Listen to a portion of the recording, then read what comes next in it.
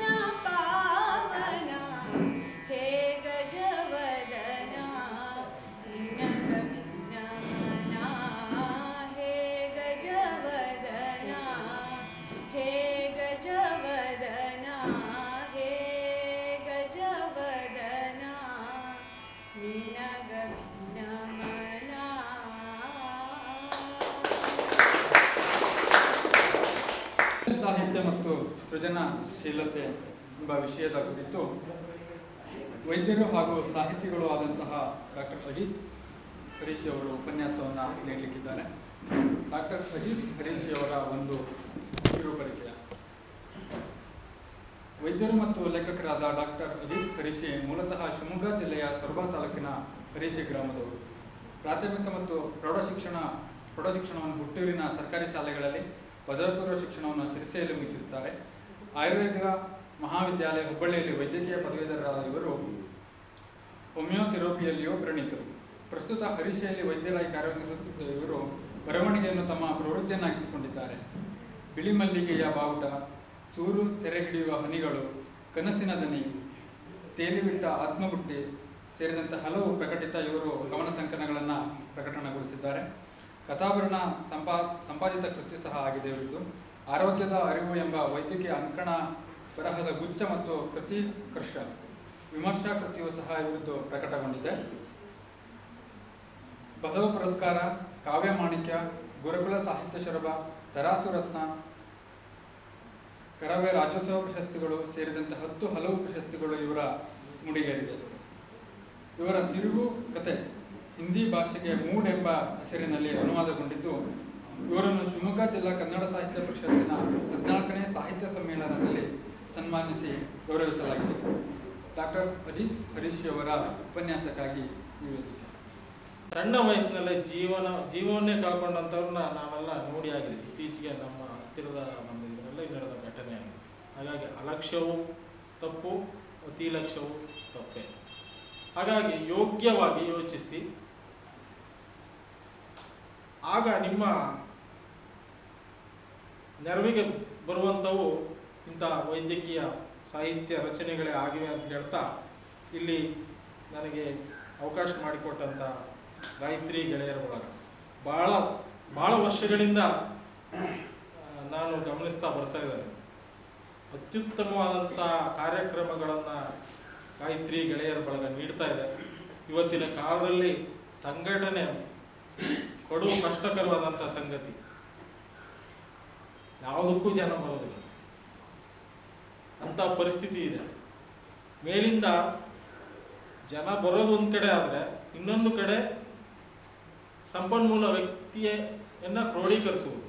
ಯಾಕೆಂದ್ರೆ ನಾನು ನೋಡಿದ್ದೇನೆ, ಬಹಳ ವಿಭಿನ್ನ ವಿಶಿಷ್ಟ ವಿವಿಧ ಕ್ಷೇತ್ರಗಳಲ್ಲಿ ಸಾಧನೆ ಮಾಡಿದಂಥ ಹಲವರನ್ನ ಈ ಗಾಯತ್ರಿ ಗೆಳೆಯರ ಬಳಗ ಕರೆಸಿ ಮಾತಾಡಿಸಿ ಜನರಿಗೆ ಜ್ಞಾನವನ್ನು ಹಂಚುವ ಕೆಲಸ ಮಾಡ್ತಾ ಇದೆ. ಜೊತೆಗೆ ಈಗ ಇವತ್ತೇ ಉದಾಹರಣೆಗೆ ಹೇಳಬೇಕಂದ್ರೆ, ನಮ್ಮ DS ನಾಯಕರವರು ಅತ್ಯಂತ ಯೋಗ್ಯ ಸನ್ಮಾನಕ್ಕೆ. ನಾನು ಅವರ ಹಲವು ಕಥೆಗಳನ್ನು, ವಿಮರ್ಶೆಗಳನ್ನು ಮತ್ತು ಇತ್ತೀಚೆಗೆ ಅವರು ನಾಗರಿಕ ಪತ್ರಿಕೆಯಲ್ಲಿ ಅನಿಸ್ತದಲ್ಲ, ಆತ್ಮಕಥನ ಬರೀತಾರೆ, ಅದನ್ನೆಲ್ಲ ಓದ್ತಾನೆ ಇರ್ತೇನೆ. ಅವರ ಕೋರ್ಟ್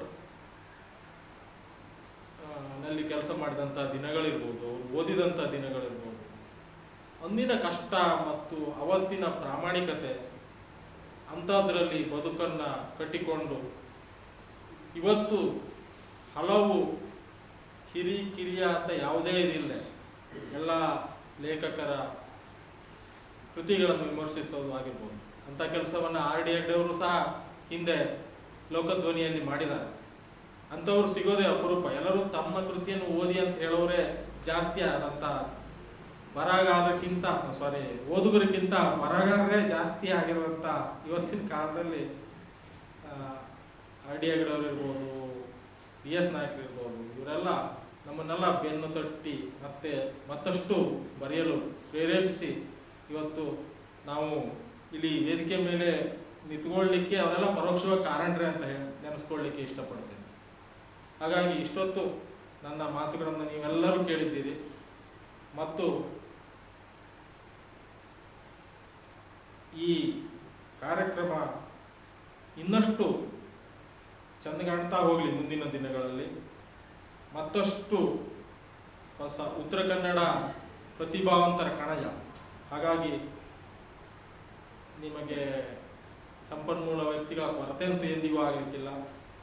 ಅಂಥವುಗಳ ಮಧ್ಯೆ ನಮಗೆಲ್ಲರಿಗೂ ನೀವು ಅವಕಾಶ ನೀಡಿ ನಾವು ಸಹ ಈ ವೇದಿಕೆಯ ಮೇಲೆ ನಿಂತು ಮಾತನಾಡಲು ಅವಕಾಶ ಕೊಟ್ಟಿರುವಂಥ ನಿಮ್ಮೆಲ್ಲರಿಗೂ ಮತ್ತು ಕೇಳಿದ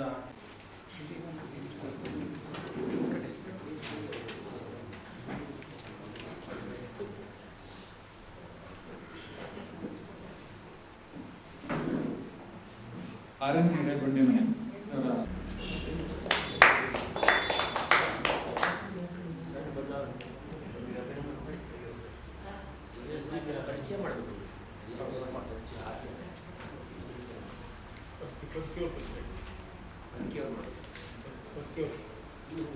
ಸನ್ಮಾನ ಸ್ವೀಕರಿಸಿದಂತಹ ಶ್ರೀ DS ನಾಯ್ಕರವರ ಕಿರುಪರಿಚಯವನ್ನ ಮುಕ್ತಕ ಕವಿದಂತಹ ಕೃಷ್ಣ ಪದ್ಧತಿ ಅವರು ಮಾಡಲಿಕ್ಕಿದ್ದಾರೆ.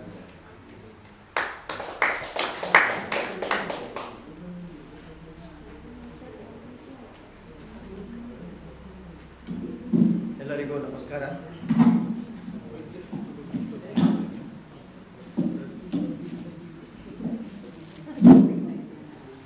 ವೇದಿಕೆ ಮೇಲೆ ಉಪಸ್ಥಿತರಿರುವ ಈಗಾಗಲೇ ಉಪನ್ಯಾಸವನ್ನು ನೀಡಿರುವಂತಹ ವೈದ್ಯ ಸಾಹಿತಿ ಡಾಕ್ಟರ್ ಅಜಿತ್ ಹರೀಶ್ ಅವರೇ, ಹಾಗೂ ಇವತ್ತಿನ ಮುಖ್ಯ ಸನ್ಮಾನಿತರಾಗಿ ಆಗಮಿಸಿದಂತಹ ಸರ್ವಾಧ್ಯಕ್ಷರಾಗಿ ಅಲಂಕೃತವಾಗಲಿರುವ ಫೆಬ್ರವರಿ 11ನೇ ತಾರೀಕಿಗೆ ಕನ್ನಡ ಸಾಹಿತ್ಯ ಪರಿಷತ್ತಿನ ಸಮ್ಮೇಳನ ಇದೆ. ಸಮ್ಮೇಳನಾಧ್ಯಕ್ಷರಾಗಿ ಈ ವರ್ಷ ಆಯ್ಕೆಯಾದಂತಹ ಶ್ರೀಯುತ DS ನಾಯ್ಕರವರೇ, ಹಾಗೂ 70 ವರ್ಷ ಸರ್ಕಾರಿ ಸೇವೆಯನ್ನೇ ಮಾಡಿ ಇನ್ನೂ ಸಹ ಸಮಾಜಮುಖಿ ಕಾರ್ಯದಲ್ಲಿ ತೊಡಗಿಕೊಂಡಂತಹ 6ನೇ ಗಡೆ ಬಂಡಿಮನೆಯವರು. ಅವರು ಇಷ್ಟೇ ಅಲ್ಲ, ನಮ್ಮ ಜಾನಪದ ಪರಿಷತ್ತಿನ ಒಬ್ಬ ಸದಸ್ಯರು ಇದ್ದಾರೆ. ಇಲ್ಲಿ ನಾನು ಉಪಸ್ಥಿತನಿರುವುದು ಶ್ರೀಯುತ DS ನಾಯ್ಕರಿಗೆ ಸನ್ಮಾನ ಮಾಡಿ ಆಗಿದೆ, ಅವರ ಅಭಿನಂದನಾ ನುಡಿಗಳನ್ನ ಆಡಲಿಕ್ಕೆ ಅಂತೇಳಿ ನಾನು ಉಪಸ್ಥಿತನಿದ್ದೇನೆ. ಮೊದಲು ಒಂದು ಮುಕ್ತಕದ ಮೂಲಕ ಅವರನ್ನ ಕೊಂಡಾಡ್ತೇನೆ. ಕಲೆಗಾರ ಕತೆಗಾರ ಶಬ್ದಗಳ ಭಂಡಾರ, ಕಲೆಗಾರ ಕತೆಗಾರ ಶಬ್ದಗಳ ಭಂಡಾರ. ಅವರ ಕತೆಗಳನ್ನು ನೋಡಿದ್ರೆ ನಿಮಗೆ ಅವರು ಬಳಸುವಂತಹ ಪದಗಳ ಬಗ್ಗೆ ಮಾಹಿತಿ ಸಿಗ್ತದೆ.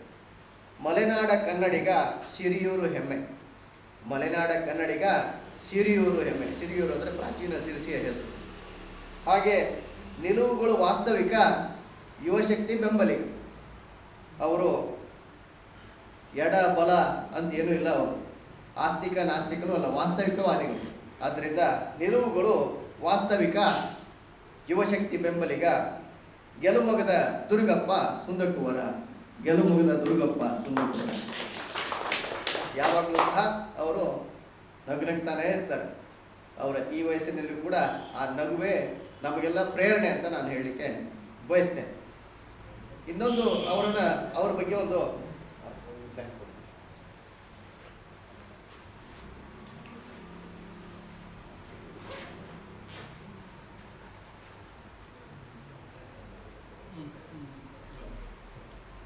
ನಾವೆಲ್ಲ ಸಾಹಿತ್ಯ ಲೋಕಕ್ಕೆ ಕಾಲಿಟ್ಟ ಮೇಲೆ ಅವ್ರ ಮೇಲೆ ಅಭಿಮಾನಪೂರ್ವಕವಾಗಿ ಬರೆದಂತಹ ಒಂದು ಕವನ ಇದೆ, ನಮ್ಮ DSN ಅಂತೇಳಿ. ಇವರು ಶಿರೀಷಪುರದ ಸಾಹಿತ್ಯ ಕ್ಷೇತ್ರದ ಮಿನುಗುತ್ತಾರೆ. ಹಾಗೆ ಎಲ್ಲರೂ ಇಷ್ಟಪಡುವವರು ಮನಸಾರೆ. ಅವ್ರನ್ನ ಅಜಾತಶತ್ರು ಅಂದರೂ ತಪ್ಪಲ್ಲ. ಹಾಗೆ ಭಾಷೆಯ ಪಾಂಡಿತ್ಯದ ಸಾಕಾರ ಮೂರ್ತಿ ಕಥಾಕ್ಷೇತ್ರದಲ್ಲಿ ಒಲಿದಿದೆ ಕೀರ್ತಿ.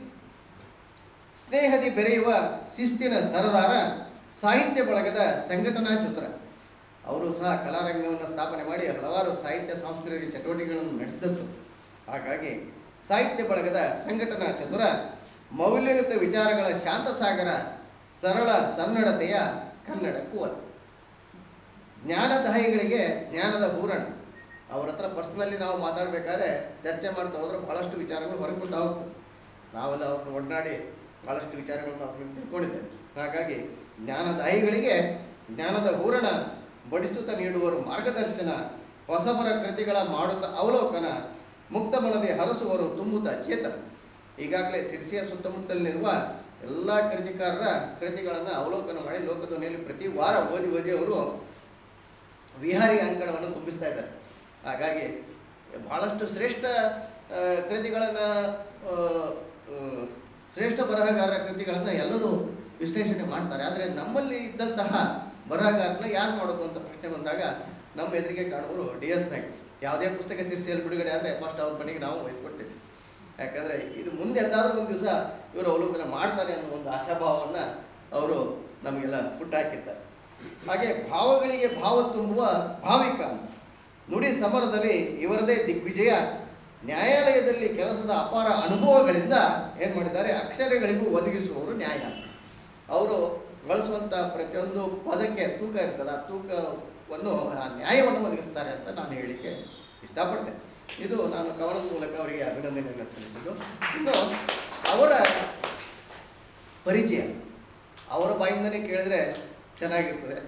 ಹಾಗೇನೆ ನಾನು ಇಲ್ಲಿ ಹೇಳ್ತಾ ಹೋಗ್ತೇನೆ.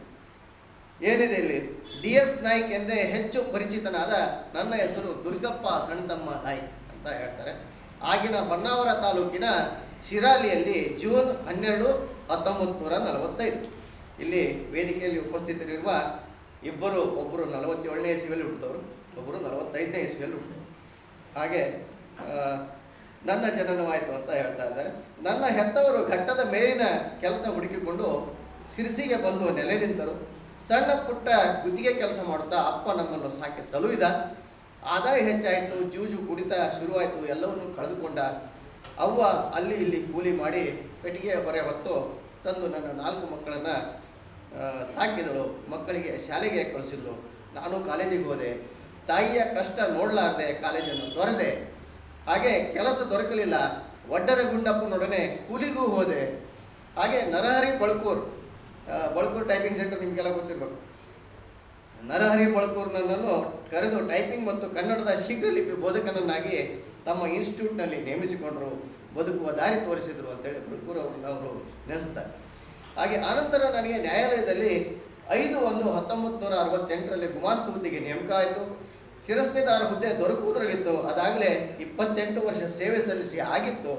ಆದ್ದರಿಂದ ಕಾರ್ಯದ ಒತ್ತಡದಿಂದಾಗಿ ಏನು ಮಾಡ್ತಾರೆ, ಆರೋಗ್ಯದ ಮೇಲೆ ಪರಿಣಾಮ ಉಂಟಾಗಿದ್ದರಿಂದ ಇವರು 2 ಹೆಣ್ಣು ಮಕ್ಕಳ ಮದುವೆ ಮಾಡುವ ಹಣದ ಅವಶ್ಯಕತೆಯೂ ಇತ್ತು. ಇದೆಲ್ಲ ಕಾರಣಗಳಿಂದ ಅವರು ಸ್ವಯಂ ನಿವೃತ್ತಿಯನ್ನು ಘೋಷಣೆ ಮಾಡಿಕೊಂಡು ನೌಕರಿಯನ್ನು ಬಿಡ್ತಾರೆ. ನನಗೆ ಓದುವ ಹವ್ಯಾಸಕ್ಕೆ ಅಣಿಗೊಳಿಸಿದವರು ಸಿರಿಸಿಯ ಪಂಡಿತ್ ಜನರಲ್ ಲೈಬ್ರರಿಯ ಲೈಬ್ರರಿಯನ್ ಆಗಿದ್ದ ಶ್ರೀ ವಾರಿಜಾಕ್ಷ ಆಚಾರ್ಯವರು. ವಾರಿಜಾಕ್ಷ ಆಚಾರ್ಯವರು ನಿಮಗೆಲ್ಲ ಗೊತ್ತಿರಬೇಕು. ಮೊದಲು ಈಗಿದ್ದಂತಹ ಗೋಪಾಲಕೃಷ್ಣ ದೇವಸ್ಥಾನ ಅವರ ವಂಶಸ್ಥರು.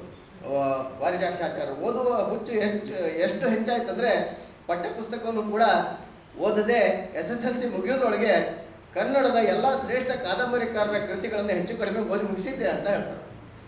ಹಾಗೆ ನನ್ನ ಮೇಲೆ ಶಿವರಾಮ ಕಾರಂತರ ಕಾದಂಬರಿಗಳು ಗಾಢವಾದ ಪರಿಣಾಮವನ್ನು ಉಂಟು ಮಾಡಿದ್ದವು. ನಾನೇಕೆ ಬರೆಯಬಾರದು ಎಂದೆನಿಸಿದೆ ಆವಾಗ. ಹಾಗೆ ಕತೆ ಕವನ ಲೇಖನಗಳನ್ನು ಬರೆಯಲಿಕ್ಕೆ ತೊಡಗ್ತಾರೆ. ಆನಂತರ ಕಾರ್ಯವಾದ ಒತ್ತಡದಿಂದ ಬರೆಯುವುದನ್ನು ನಿಲ್ಲಿಸ್ತಾರೆ. ನೌಕರಿಯಲ್ಲಿದ್ದಾಗ ಬರೆಯುವುದು ಅಲ್ಲಿ ಅವರಿಗೆ ಕೋರ್ಟಿನ ನಿಯಮಗಳೇ ಆಗಿತ್ತು, ಅಂತ ಏನೂ ಬರೆಯುವಾಗಿಲ್ಲ. ಆದ್ದರಿಂದ ಓದುವುದನ್ನು ಮಾತ್ರ ನಿಲ್ಲಿಸುವುದಿಲ್ಲ. ಆಮೇಲೆ ನಿವೃತ್ತಿ ನಂತರ ಮತ್ತೆ ಬರೆಯಲಾರಂಭಿಸ್ತಾರೆ. ಪತ್ರಿಕೆ ಮಾಡುವ ಹುಚ್ಚು ಹಿಡಿಸ್ಕೊಂಡು 3 ವಾರ ಪತ್ರಿಕೆಗಳನ್ನು ಮಾಡಿ ನಾಮ ಹಾಕಿಸ್ಕೊಂಡೆ ಅಂತೇಳಿ ಹೇಳ್ತಾರೆ.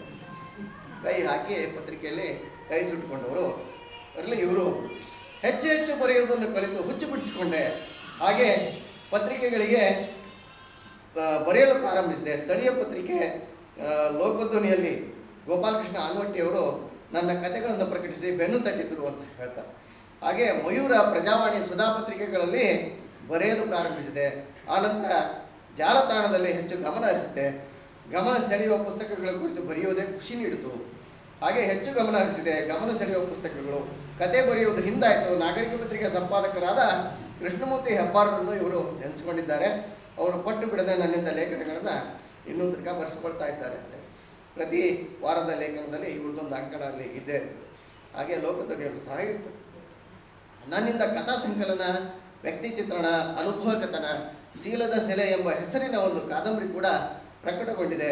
ಒಟ್ಟಿಗೆ 13 ಕೃತಿಗಳು ಇವರದು ಪ್ರಕಟವಾಗಿ ಖುಷಿ ಕೊಟ್ಟಿದ್ದಾವೆ ಅಂತ ಹೇಳ್ಕೊಂಡಿದ್ದಾರೆ. ಇನ್ನೂ 4 ಪುಸ್ತಕಗಳಿಗೆ ಬೇಕಾಗುವಷ್ಟು ಸಂಗ್ರಹ ಅವರಲ್ಲಿದೆ. ನಾನು ಕೂಡ ಒಂದು ಪುಸ್ತಕ ಈಗ ಮಾಡಬೇಕು ಅಂತೇಳಿ ವಿಚಾರ ಮಾಡ್ತಾ ಇದ್ದೇವೆ. ಅವರಿಗೆ ನಮಗೆ ಸಮಯ ಹೊಂದಾಣಿಕೆ ಆಗ್ತಾ ಇಲ್ಲ. ಹಾಗಾಗಿ ಪ್ರಕಾಶಕರು ರೆಡಿ ಇದ್ದಾರೆ, ಅವ್ರ ಪುಸ್ತಕವನ್ನು ಕೊಡ್ರಿ ಕಳಿಸ್ರಿ ಅಂತೇಳಿ. ನಮಗೂ ಸಮಯ ಸಿಗ್ತಾಯಿಲ್ಲ, ಅವರಿಗೂ ಸಮಯ ಸಿಗ್ತಲ್ಲ. ಹೀಗಾಗಿ ಇಲ್ಲಿ ಬರೆಯುತ್ತೀರಾ ಅಂತೇಳಿ ಲೋಕಧ್ವನಿಯವರು ಪುಸ್ತಕದ ಅವಲೋಕನ ಮಾಡ್ತೀರಾ ಅಂತೇಳಿ ಲೋಕಧ್ವನಿಯ ನಾಗರಾಜ್ ಮತ್ತಿಗಾರರು ಕೇಳಿದಿರ್ತಾರೆ ಹಿಂದೆ. ಇಂಥವರು ಬರೆಯೋರಿದ್ದಾರೆ ಅಂತೇಳಿ ಇವರ ಹೆಸರು ಸೂಚನೆ ಮಾಡಿದವರು ಅಶೋಕ್ ಹಾಸ್ಯಗಾರರು ಅಂತೇಳಿ ಹಾಸ್ಯಗಾರ ಹೆಸರನ್ನು ಅವರು ಹೇಳ್ತಾರೆ. ಬರೆಯೋದು ಖುಷಿ ನೀಡುತ್ತದೆ, ಆದರೆ ವಯಸ್ಸು 81 ಎನ್ನುವುದನ್ನು ನಾನು ಈ ಬರೆಯೋದ್ರಲ್ಲೇ ಮರೆತು ಬಿಟ್ಟಿದ್ದೇನೆ ಅಂತೇಳಿ ಹೇಳ್ತಾರೆ. ಹಾಗೆ 1912ರಲ್ಲಿ ಕಲಾರಂಗ ಸಾಂಸ್ಕೃತಿಕ ವೇದಿಕೆ ಸ್ಥಾಪಿಸಿ ದಿವಂಗತ ಗೆಳೆಯ ಪೆನ್ನು ಮೋಹನ್ ಭಟ್ರೊಡನೆ ಸಾಹಿತ್ಯಿಕ ಚಟುವಟಿಕೆ ನಡೆಸಿದ ನೆನಪು ಇನ್ನೂ ಹಸಿರಾಗಿದೆ ಅಂತೇಳಿ ಹೇಳ್ಕೊಂಡಿದ್ದಾರೆ. ಪೆನ್ನು ಮೋಹನ್ ಭಟ್ರು ನಿಮಗೆಲ್ಲ ಗೊತ್ತಿದೆ. ಹಾಗೆ ನನ್ನ ವಾಟ್ಸಪ್ ಗ್ರೂಪ್ ಕೂಡ ಅದೇ ಹೆಸರು, ಕಲಾರಂಗ ಹೆಸರಿನಲ್ಲೇ ವಾಟ್ಸಪ್ ಗ್ರೂಪ್ ಸಹ ಇದೆ. ಅವರು ಮೊದಲು ನಾಟಕದ ಹುಚ್ಚು ಹಿಡಿಸಿಕೊಂಡವನಾಗಿದ್ದೆ. ನಟನೆ ಸಹ ನನ್ನ ಹವ್ಯಾಸವಾಗಿತ್ತು. ನಾಟಕದಲ್ಲಿ ಪಾತ್ರವನ್ನು ಮಾಡಿದ್ದಾರೆ ಹಿಂದೆ. ಆವಾಗ ನಾಟಕದ ನಾಯಕನಂತ ಹೇಳಿ ಜನರು ನನ್ನನ್ನು ಗುರುತಿಸ್ತಾ ಇದ್ರು. ಮಕ್ಕಳ ನಾಟಕ ಬರೆದು ಮಕ್ಕಳಿಂದ ನಾಟಕವನ್ನು ಆಡಿಸಿದ್ದೆ. ನೌಕರಿ ಸಿಗದಿದ್ದಾಗ ಗೋಕಾಕ್ ನಾಟಕ ಕಂಪನಿ ಸೇರಲು ಹುಬ್ಬಳ್ಳಿಗೆ ಹೋದೆ. ಹಾಗೆ ನನ್ನ ಕುಳ್ಳ ಹೀನ ದೇಹ ಹೊರಟು ನೋಡಿ ಅವರು ಮಾಲೀಕರಿಗೆ ಏನು ಅನಿಸ್ತೇನೋ, ಸಂಗೀತ ಬರ್ತದೇನಪ್ಪ ಕೇಳಿದ್ರಂತೆ. ಇಲ್ಲ ಅಂದ್ರಂತೀವ್ರು. ಹಾಗಾಗಿ ಇವತ್ತಿನ ನಾಟಕ ನೋಡಿಕೊಂಡು ನಾಳೆ ಮನೆಗೆ ಹೋಗಪ್ಪ ಅಂದ್ರ. ಹಾಗೆ ಇವತ್ತು ನನಗೆ ಅನ್ನಿಸ್ತದೆ ಜೀವನದ ನಾಟಕದಲ್ಲಿ ನಾನು ಗೆದ್ದೆ ಅಂತ ಅವರು ಹೇಳ್ಕೊಂಡಿದ್ದಾರೆ. ಹಾಗೆ ಇಂತಹ ಗೆಲುವಿಗೆ ಕಾರಣ ನನ್ನ ಸಾಹಿತ್ಯದ ಓದು. ಅವರ ಸಾಹಿತ್ಯದ ಓದಿನಿಂದ ನಾನು ಜೀವನದ ನಾಟಕದಲ್ಲಿ ಗೆದ್ದೆ ಅಂತ ಹೇಳ್ಕೊಂಡೆ. ಹಾಗೆ ಹಾರ್ಟ್ ಆಪರೇಷನ್ ತಪ್ಪಿಸಿಕೊಂಡು ಬಂದು ಈಗ 10 ವರ್ಷ ಆಗಿದೆ. ಹಾರ್ಟಿನ ಬೋಲ್ಟ್ ಇನ್ನೂ ಗಟ್ಟಿಯಾಗೇ ಇದೆ ಅಂತ. ಹಾಗೆ ನನ್ನ ಶ್ರೀಮತಿ ಸವಿತಾ ನನ್ನ ಓದು ಬರಹಗಳನ್ನು ಸಹಿಸಿಕೊಂಡಿದ್ದೆ ನನ್ನ ಬದುಕಿನ ಹಿತ. ಹಾಗೆ 2 ಹೆಣ್ಣು ಮಕ್ಕಳು ಮದುವೆಯಾಗಿ ಸುಖದಿಂದಿದ್ದಾರೆ. ಹಿರಿಯ ಮಗಳು ಉಷಾ ಕಿರಣ ಸಂಗೀತದಲ್ಲಿ ಸ್ನಾತಕೋತ್ತರ ಪದವಿಯನ್ನು ಪಡೆದು ಕೆಡಿಸಿಸಿ ಬ್ಯಾಂಕ್ನಲ್ಲಿ ಬ್ರಾಂಚ್ ಮ್ಯಾನೇಜರ್ ಆಗಿದ್ದೆ, ಅದಕ್ಕೆ ಉತ್ತರ ಅಂತ ಹೇಳ್ತಾರೆ. ಹಾಗೆ ಇನ್ನೊಬ್ಬಳು ಸುಚೇತನ ಮದುವೆಯಲ್ಲಿ ಪ್ರಥಮ ಚಿನ್ನದ ಪದಕ, ಕಾನೂನು ಪದವಿದರೆ, ಪತ್ರಿಕೆಗಳಲ್ಲಿ ಕೆಲಸ ಮಾಡಿ ಈಗ ವರ್ಕ್ ಫ್ರಮ್ ಹೋಮ್ ಇದೆ. ಮತ್ತೆ ಮೊಮ್ಮಗ ಸಾಫ್ಟ್ವೇರ್ ಇಂಜಿನಿಯರು, ಮೊಮ್ಮಗಳು CA. ಸ್ವರ್ಗ ಎಲ್ಲೂ ಇಲ್ಲ, ನನ್ನ ಬದುಕಿನಲ್ಲೇ ಇದೆ ಅಂತೇಳಿ ಇವರು ಹೇಳ್ತಾರೆ. ಹಾಗೆ ಕನ್ನಡಕಕ್ಕೆ ಹೋದಾಗಲೆಲ್ಲ ಚಸ್ಮಾ ಚೆಕ್ ಮಾಡ್ಲಿಕ್ಕೆ ಹೋದವಾಗೆಲ್ಲ ಆ ಕಣ್ಣಿನ ಪೊರೆ ಇದೆ ಅಂತಾರಂತೆ. 10 ವರ್ಷ ಆಯ್ತು ಮಾತು ಕೇಳಿಸಿಕೊಂಡು ಬಂದ್ರು, ಓದಿಗೆ ಏನು ಹೊರೆ ಆಗಲಿಲ್ಲ ಅದಕ್ಕೆ. ಹಾಗೆ ಹುಟ್ಟಿನಿಂದಲೂ ನನ್ನ ಬಲಗಣ್ಣು ವೀಕೆ, ಆದರೆ ವೀಕೆಂಡ್ನ ಬರಹಕ್ಕೆ ಅದರಿಂದ ಏನು ತಕರಾರು ಬಂದಿಲ್ಲ ಅಂತ ಹೇಳ್ತಾರೆ. ಹಾಗೆ BP ಇದೆ ಎಂದು ಮಾತ್ರೆ ಕೊಟ್ಟಿದ್ದಾರೆ, ನಾನು ಮಾತ್ರೆ ನುಂಗದೆ ಇದ್ರೆ ನನ್ನ ಶ್ರೀಮತಿಗೆ BP ಬರ್ತಿದ್ದೆ. ಹಾಗಾಗಿ ಮಾತ್ರೆ ಬಿಟ್ಟಿಲ್ಲ. ಎಲ್ಲರೂ ನನ್ನನ್ನು ಗೌರವಿಸಿದ್ದಾರೆ, ಪ್ರಶಸ್ತಿ ಕೊಟ್ಟಿದ್ದಾರೆ, ನಾನು ಖುಷಿಯಾಗಿದ್ದೇನೆ, ಅಷ್ಟೇ ನನಗೆ ಸಾಕು ಅಂತೇಳಿ ಸಂತೃಪ್ತಿಯನ್ನು ವ್ಯಕ್ತಪಡಿಸ್ತಾರೆ. ಹಾಗಾಗಿ ಅವರ ನುಡಿಯಲ್ಲೇ ಈ ಅಭಿನಂದನಾ ನುಡಿಯನ್ನು ನಾನು ನಿಮಗೆ ಹೇಳಿದ್ದೇನೆ. ಇಲ್ಲಿ ಉಪಸ್ಥಿತರಿರುವ ಎಲ್ಲರ ಪರವಾಗಿ ಇವತ್ತು ಸನ್ಮಾನಿತರಾದಂತಹ DS ನಾಯ್ಕರಿಗೆ ನನ್ನ ವೈಯಕ್ತಿಕ ಪರವಾಗಿ ಹಾಗೂ ಸಂಘಟನೆ ಪರವಾಗಿ ಅವರಿಗೆ ವಿಸ್ತೃತ ಅಭಿನಂದನೆ ಸಲ್ಲಿಸುತ್ತೇನೆ. ದೇವರ ಆಯುರಾರೋಗ್ಯ ಐಶ್ವರ್ಯ ನೆಮ್ಮದಿಯನ್ನು ಅವರಿಗೆ ದಯಪಾಲಿಸಲಿ ಅಂತ ಹೇಳಿ ಮತ್ತೊಮ್ಮೆ ದೇವರಲ್ಲಿ ಪ್ರಾರ್ಥನೆ ಮಾಡಿಕೊಂಡು ನಾನು ಮಾತನಾಡ್ತೇನೆ. ನಮಸ್ಕಾರ.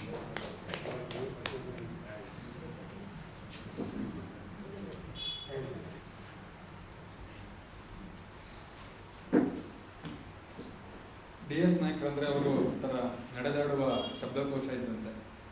ಬಹಳ ಸುಂದರವಾಗಿ DS ನಾಯ್ಕರವ್ರನ್ನ ಪರಿಚಯಿಸಿದ ಮುಕ್ತ ಕವಿ ಕೃಷ್ಣ ಬದುಕಿ ಅವರಿಗೆ ಧನ್ಯವಾದಗಳು. ಈಗ ಡಾಕ್ಟರ್ RN ಹೆಗಡೆ ಬಂಡೇಮನೆ ಅವರು ತಮ್ಮ ಆಶಯ ನುಡಿಗಾರರಿಗಾಗಿ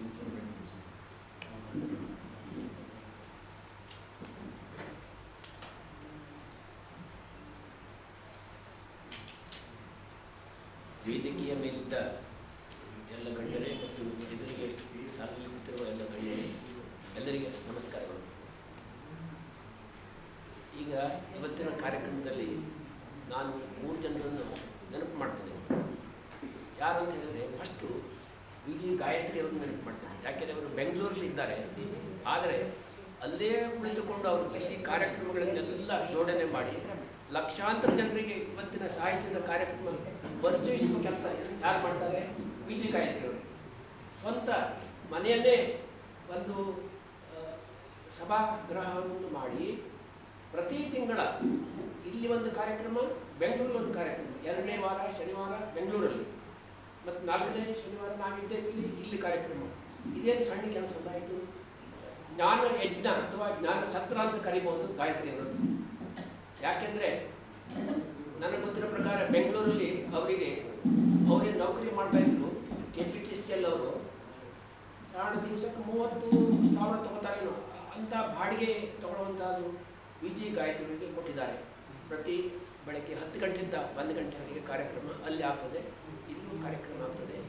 ಆದರೆ ಕಾರ್ಯಕ್ರಮದಲ್ಲಿ ಜನರು ಎಷ್ಟು ಬರ್ತಾರೆ ಅಲ್ಲ, ಅವರು ಗ್ರಹಣ ಹೇಗೆ ಮಾಡ್ತಾರೆ. ಮತ್ತು ಇವತ್ತಿನ ಕಾರ್ಯಕ್ರಮದಲ್ಲಿ ಯಾರೇ ಬಂದರೂ ಇಲ್ಲಿ ನಾವು ನೋಡ್ತೇವೆ ಒಂದು 50 ಜನ ಇರ್ಬೋದು ಅಂತ ಹೇಳಿ, ಬಟ್ 500 ಜನರಿಗೆ 1000 ಜನರಿಗೆ ನಮಗೆ ಗೊತ್ತಾಗುವ ಇದು ಇಂಥ ಕೆಲಸ ಮಾಡೋ ಜನ ಅಂದರೆ ಇಷ್ಟು ದಕ್ಷವಾಗಿ ಕೆಲಸ ಮಾಡುವ ಗಾಯತ್ರಿಯವರನ್ನು ನಾನು ಈ ಸಂದರ್ಭದಲ್ಲಿ ನೆನಪು ಮಾಡ್ಕೊಳ್ತೇನೆ. ಮತ್ತು ಅವರಿಗೆ ಇದೇ ರೀತಿ ಮಾಡುವ ಶಕ್ತಿ ದೇವರು ನೀಡ್ತಾನೆ ಅಂತೇಳಿ ಭಾವಿಸ್ತೇನೆ. ಮತ್ತು ಗ್ಯಾರಂಟಿ, ಮತ್ತು ಅವರಿಗೂ ಏನಿಲ್ಲ, ಬಸ್ನಲ್ಲಿ ಬರ್ತಾರೆ, ಅವರಿಗೆ ಆಶ್ಚರ್ಯ ಆಗ್ತದೆ.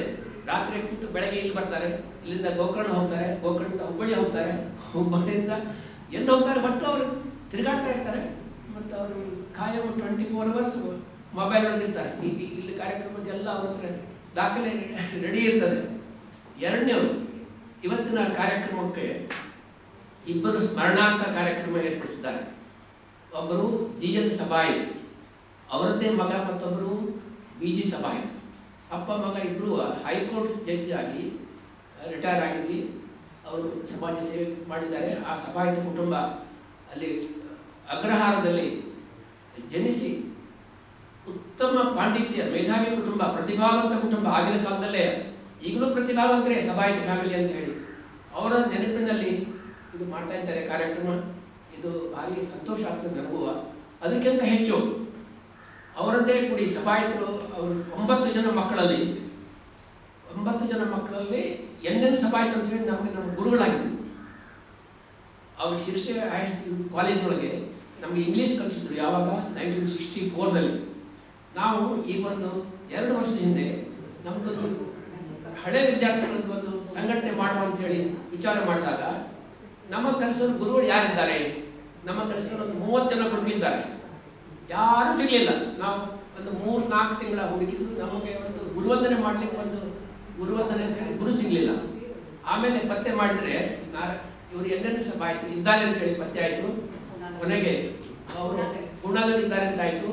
ಅವರನ್ನು ಇಲ್ಲಿ ಕರೀಲಿಕ್ಕೆ ಅಂತ ಹೇಳಿ ನಾವು ಎಲ್ಲ ವ್ಯವಸ್ಥೆ ಮಾಡ್ತಿದ್ದ ಬಜೆಟ್ ಒಳಗೆ ವಿಮಾನದಲ್ಲಿ ಇಬ್ಬರಿಗೂ ಕರ್ಕೊಂಡು ಬರ್ಲಿಕ್ಕೆ ಅವ್ರ ಮಗ ಯಾರೇ ಬಂದ್ರು ಹುಬ್ಬಳ್ಳಿಗೆ ವಿಮಾನ ಪುಣೆಯಿಂದ ಅಥವಾ ಬೆಂಗಳೂರಿಂದ, ಅಲ್ಲಿಂದ ಟ್ಯಾಕ್ಸಿ, ಅಲ್ಲಿಂದ ಇಲ್ಲಿ ಪ್ರಿಯಾ ಹೋಟೆಲ್ ಒಳಗೆ ರೂಮ್ ಎಲ್ಲ ರಿಸರ್ವೇಷನ್ ಎಲ್ಲ ಆಗಿತ್ತು. ಆದರೆ ಲಾಸ್ಟ್ ಮಿನಿಟಿಗೆ ಅವರಿಗೆ ಬರ್ಲಿಕ್ಕಾಗಲಿಲ್ಲ. ಬಟ್ ನಾವು ಅವ್ರಿಗೆ ಪರ್ಮಿಷನ್ ಕೇಳಿದ್ವಿ, ನಿಮ್ಮ ಇನ್ವಿಟೇಷನ್ ನಿಮ್ಮ ಹೆಸರು ಹಾಕ್ತೇವೆ, ಯಾಕೆಂದ್ರೆ ನಮಗೆ ಅಗ್ದಿ ಸಂತೋಷ ಆಗ್ತಾ ಇದೆ. ನಾವು ಎಲ್ಲ 80 ವರ್ಷನವರು, ಅವರು 90 ಹತ್ರ ಬಂದಿದ್ದಾರೆ. ನಮಗೆ ಇದೊಂದು ಪೂರ್ವ ಕಾರ್ಯಕ್ರಮ ಬನ್ನಿ ಅಂತ ಹೇಳಿದ್ರೆ ಕಡೆಗೆ ಲಾಸ್ಟ್ ಮಿನಿಟಿಗೆ ಅವರು ಆರೋಗ್ಯ ಸರಿ ಇಲ್ಲ ಅಂತ ಹೇಳಿ ಬರ್ಲಿಕ್ಕಾಗಲಿಲ್ಲ. ಆದರೆ ನಮ್ಮ ಬ್ಯಾಚ್ನಲ್ಲೇ ನಮ್ಮ ಕ್ಲಾಸ್ಮೇಟ್ಸ್ ಇಬ್ಬರು ಪುಣೆ ಒಳಗೆ ಬಂದಿದ್ರು. ಅವರು ಗಾಡಿ ಒಳಗೆ ಬಂದಿದ್ದಾರೆ, ಕಾರಲ್ಲಿ ಬಂದಿದ್ರು. ಅವರಿಗೆ ಕೊಡೋದು ಏನು ಈಗ ಪೇಟ ಬಾಕಿದೆಲ್ಲ ನಾವು ತಗೊಂಡು ಹೋಗಿ ಅವ್ರ ಮನೆಯಲ್ಲೇ ಅವರಿಗೆ ಸನ್ಮಾನ ಮಾಡಿ ಅವ್ರು ಬಂದರು. ಸನ್ಮಾನ ಮಾಡಲಿಕ್ಕೆ ಹೋದರೆ ಅವರ ಮನೆಯಲ್ಲಿ ಆಗಾಯಿತು. ಎಲ್ಲ ಪ್ರತಿಭಾವಂತರಂತೆ ಅವರ ಮೊಮ್ಮಗಳ ಬಗ್ಗೆ ಒಂದು ಶೀಲ್ಡ್ ಇದೆ ಅಂತೆ, ಒಂದು ಫುಲ್ ಏನು ನಾನು ನೋಡಲಿಲ್ಲ, ಗ್ಲಾಸ್ ಫುಲ್ಲು ಅವ್ರದ್ದು ಇದೇನು ಪ್ರಶಸ್ತಿ. ಅವರು ಡಾಕ್ಟರ್ನೇ ಇರಬೇಕು, ಹೈದ್ರಾಬಾದ್ ಹೋಗಿದ್ದಾರಂತೆ. ಯಾಕೆ ನಾನು ಹೇಳ್ತೇನೆ ಅಂತ ಹೇಳಿದ್ರೆ, ಈ ಸಭಾಯಿತ ಫ್ಯಾಮಿಲಿಗೆ ಗೌರವ ನೀಡಲಿಕ್ಕೆ ನಮ್ಮ ಗಾಯತ್ರಿ ವಿಚಾರ ಮಾಡಿ ಒಂದು ಕಾರ್ಯಕ್ರಮ ಮಾಡಿದ್ದಾರೆ. ಇದಕ್ಕೆ ಸಂತೋಷ ಆಗ್ತದೆ, ನಾವೆಲ್ಲರೂ ಸಂತೋಷ ಪಡಬೇಕು ಈ ಕಾರ್ಯಕ್ರಮದ ಬಗ್ಗೆ.